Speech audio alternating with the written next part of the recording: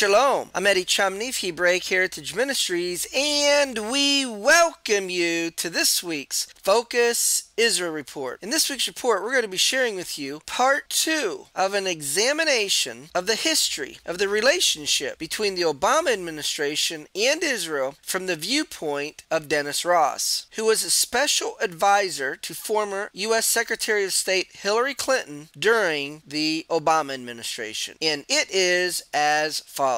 Ross was asked, "As I look at the timeline and the series of events, the thing I could not understand is, how could President Obama begin his presidency in 2009 by giving a speech in Cairo, Egypt, and there weren't any advisors around him saying, you know what you ought to do after you give this speech is to stop in Israel, if only to say hi. It seems like not doing so was a rookie mistake, unless there was a justified reason for doing so." Ross said, "During the transition from the Bush administration to the start of Obama's presidency, then National Security Advisor Tom Donilon asked me to write a memo on where Obama's speech should be given. So I wrote a memo. I made the case for Cairo, Egypt, because there was a discussion about him doing it in Indonesia, but I thought Cairo was the proper place to do it, and I made a case for it. But then I said, if he gives his speech in Cairo, he also has to go to Israel too, because if he doesn't go to Israel, the Israel public will see this as an outreach to Muslims coming at the political expense of Israel. And the content of Obama's speech, where he was reaching out to the Muslim world, would have added to this perception by the Israeli public, because in Obama's speech he left the impression that Israel only became a nation today because of the Holocaust. And in that sense, he's appealing to the viewpoint of the Muslims and Arabs, while dismissing the Israeli viewpoint of how Israel became a state. And the reason why Obama didn't go to Israel, as I asked Donilon later, he said that Deputy National Security Advisors Ben Rhodes and Dennis McDonough strongly argued against going to Israel because it would look like business as usual. And if Obama was going to show that U.S. policy toward the Muslim world was different this time, Obama had to do something that was different. So he had to violate the standard protocol. So this is the reason why Obama didn't go to Israel following his speech to the Muslim world that he made in 2009 in Cairo. So Ross was asked, did Obama succeed in his objective? And Ross answered, Obama paid a terrible price. It is something that sowed the seeds of his problems with the Israeli public from that day until now. Ross is asked, the idea of how much political distance to create between the United States and Israel in the early days of the Obama administration in 2009. Take me there and explain the different viewpoints. Ross says, I think early in the Obama administration in 2009, there was really only one central viewpoint, and that is there's a presumption that the United States creating political distance from Israel is a good thing. And I think Obama comes in, and there's really no one around him at that point who is challenging this notion that given the legacy of the Bush administration with Muslim majority countries, and given the perception that the Muslim world has of the United States as a result of it, that is that the United States is at war with Islam, Obama feels that this is an image that he needs to correct. And there's going to be different ways of doing this. One way is reaching out to the Muslim world, but another is putting political difference between the United States and Israel. And I think this is very much a part of Obama's strategy and approach early in his administration. Ross is asked, there's this first time after Netanyahu had won the 2009 Israeli elections that he comes to the United States, visits the Obama administration. Netanyahu is coming with certain expectations that he's going to have certain conversations with the Obama administration, perhaps about Iran and about security promises to Israel, and the idea that there's going to be a red line regarding Iran's nuclear program. So he's coming to the United States with these expectations and probably doesn't know that Obama's chief of staff, Rahm Emanuel, and others are giving advice to Obama, who's agreeing with what they're saying. When they advise him, I think the United States needs to try to create political distance between themselves and Israel. And Obama has obviously, given his position on building Jewish homes in the West Bank, Obama obviously believes that he has to let Netanyahu know that Obama is going to be in charge of the relationship relationship between the United States and Israel. And Ross replies, no, I don't believe that that viewpoint is correct. I think there's a sense that the United States believes that you can set the table differently with Netanyahu, and Netanyahu will realize he's in a different political circumstance, and he's going to adjust his thinking and his behavior as a result. And to some extent, to be fair to Netanyahu, he does show that he's changing his viewpoint and his approach, because 3 weeks after he visits with Obama in 2009, he gives his Bar Ilan speech where he endorses a non-militarized Palestinian state. And as I've explained, I feel that Netanyahu came to the United States in 2009 when he first met with Obama and told Obama, you know, I can't advocate a freeze on building Jewish homes in the West Bank, but I am prepared to publicly support a Palestinian state that is demilitarized. And as I've explained, if Netanyahu, when he met Obama for the first time in the United States in 2009, had he said to Obama, I cannot politically freeze the building of Jewish homes in the West Bank, but I am prepared to publicly advocate a non-militarized Palestinian state, it may have softened Obama's perception of Netanyahu that came about from their initial meeting. If Netanyahu had done that, Obama might have said, okay, look, I see that Netanyahu's prepared to do things that haven't politically been done before in Israel, even though it would not be easy for him politically. And if Netanyahu was willing to do this, Obama might have a different view of Netanyahu. So the interviewer says to Dennis Ross, but that's not how the conversation went. What did you hear happened in their first meeting in 2009? And Ross said, what I heard that happened in their meeting was that Obama pushed Netanyahu very hard to freeze the building of Jewish homes in the West Bank. And Netanyahu felt that Obama was asking him to do something which he politically couldn't do. And not only would it be hard for Netanyahu to do, but if he did it, what benefit will it be to Israel? Netanyahu would be doing all the giving without getting anything in return. So I believe that Netanyahu came away with his meeting with Obama surprised at what Obama was asking him to do and felt like he kind of walked into a trap. And his instincts were to push back when he felt that he was put into a corner. Nevertheless, he realized that he politically needed to do something. And that's why he went back to Israel and 3 weeks later gave his speech calling for the two-state solution. Ross is asked, was what Obama did toward Netanyahu sort of naive by the president? And Ross says, I think in a lot of ways Obama and the people around him were caught up with Obama being a transformative figure. And the mere fact that they viewed him as a transformative figure means that if Obama asks for something to be done, others will realize that he's breaking the mold and therefore they need to respond. I think that there's a lot of that. And as a result, I think this mindset created a set of expectations about which regarding what they could potentially achieve by taking this approach with Netanyahu. The interviewer says to Dennis Ross, so when Netanyahu leaves his meeting with Obama and returns to Israel, he's very angry and upset. And Dennis Ross says, yes, he is. The interviewer says, okay, now let's go to the 2011 Arab Spring. Obama goes to the U.S. State Department and gives a speech. And obviously you're a part of all the planning regarding that speech. And Ross says, yes, I am. The interviewer asked him, well, explain to us what was going on. And Ross said, one of the places where Obama tried to separate himself when he became president of the United States was from the policies of George Bush. That the United States advocating freedom for places like Iraq, Afghanistan, was not going to be the emphasis of the Obama administration. So when Obama gave his speech to try to mend ties with the Muslim world in Cairo in 2009, Obama comes to the fourth point of his speech where he talks about democracy. And Obama stumbles a little bit in that part of the speech. And when he spoke about democracy, there was an applause. Yet he was trying to draw a distinction from Bush, where he was trying to explain to the Muslim world, we're not going to impose our worldview upon you. We're not going to tell you how your country should be run. And everybody needs to find their own path. And we do value the principles of democracy, but we understand that we can't impose them upon you. And everyone has to find their own path. And so, until the 2011 Arab Spring, the Obama administration is not promoting democracy in the Muslim world. Suddenly it looks like the forces of history is in the uprising of the people and not in the political systems of the various Islamic countries. And the president wants to stand with the people. So here's where there is a kind of internal tension within the Obama administration between those who feel like we need to be on the right side of history and to stand with the protesters versus those who are saying, look, if we support the protesters against the existing ruling establishment in these various Arab countries, what kind of ruling government are going to replace them? How do we know that we're not creating a political vacuum, and how is that political vacuum ultimately going to be fulfilled? So Ross has asked, so what causes Obama to go to the U.S. State Department and make his speech about the issue? Ross says, the speech doesn't come until May the 19th, 2011, but Obama's speech isn't remembered by him talking about the Arab Spring. It is what he said about the peace process and how he made a reference to Israel returning to the 1967 borders. And Ross has asked, by being an advisor to the president, you couldn't stop him making a reference to the 67 borders? And Ross said, I wasn't trying to stop Obama's reference to the 67 borders. He's asked, you would have kept it, but you would have made it a part as a separate speech. And Dennis Ross says, yes, that is correct. I wanted what he had to say about the peace process separated from the Arab Spring. And Dennis Ross is asked, Obama mentions the 1967 borders. And Dennis Ross replies, yes, Obama mentioned Israel returning to the 1967 borders and the creation of a Palestinian state by an agreement on mutually agreed land swaps with the Palestinians. Ross is asked, so Netanyahu basically comes to the United States at the time Obama is making this speech, and the meetings didn't go well, or did they? What actually happened? And Ross says, when we begin talking about Obama doing a speech, I suggested that we should share the speech with the Israelis. We should give them a draft of the speech in advance, because I feel like if we did this, we could at least get their approval, and we won't surprise Israel. And in effect, basically, if Israel doesn't like what we plan on saying, it will soften their reaction to the speech, and they will be prepared to work with us regarding the issue. And I presented this as one of the meetings that we had at that time. And at the meeting, Obama is there. But Dennis McDonough and U.S. National Security Advisor Susan Rice immediately jump down my throat, and they say, we can't let the Israelis tell us what we're going to say. We can't give them a veto over what we want to do. This is our policy. And that immediately sort of preempts the discussion. To be fair, this kind of viewpoint has existed in every U.S. administration since the days of former U.S. President Harry Truman regarding Israel. There's always been a group of people in the U.S. State Department is either a liability to the United States, or Israel does things that causes political challenges to the United States in the Middle East. And they sort of see Israel through this prism. But my viewpoint again is that if we would share with them the draft, even though there's some risk that they will object to it, that Israel will come around and we can better manage the relationship. But if we don't show them the draft, if we cause mistrust, we'll end up seeing that Israel will react in a negative way. And that's exactly what happened. So that gets me to what actually happened in the meeting itself. Before the meeting starts, Obama asked me, why did Netanyahu react so negatively to my speech? And I said, because he was surprised by it and he felt that you put him in a corner and you were trying to jam him in front of his own constituency before he came here. And I said, had we at least discussed this with him in advance, it would have been different. And when Obama asked Netanyahu the question directly, why did you react so negatively toward my speech? And Netanyahu said to the president, because you didn't coordinate with what you were going to say with us ahead of time. The meeting actually goes pretty well. Obama and Netanyahu have a one-on-one meeting. Obama comes out and he comes over to me when the meeting is over and he says, you are right, we should have coordinated with the Israelis. I felt that had they met the press at that moment, or had they met the press before the meeting, you wouldn't have heard that in the meeting that Netanyahu was lecturing Obama. Well, that's going to conclude this week's report, where we shared with you part 2 of an examination of the history of the relationship between the Obama administration and Israel from the viewpoint of Special Advisor during the Obama administration, Dennis Ross. Until we do it again, Shalom in Yeshua the Messiah. Amen.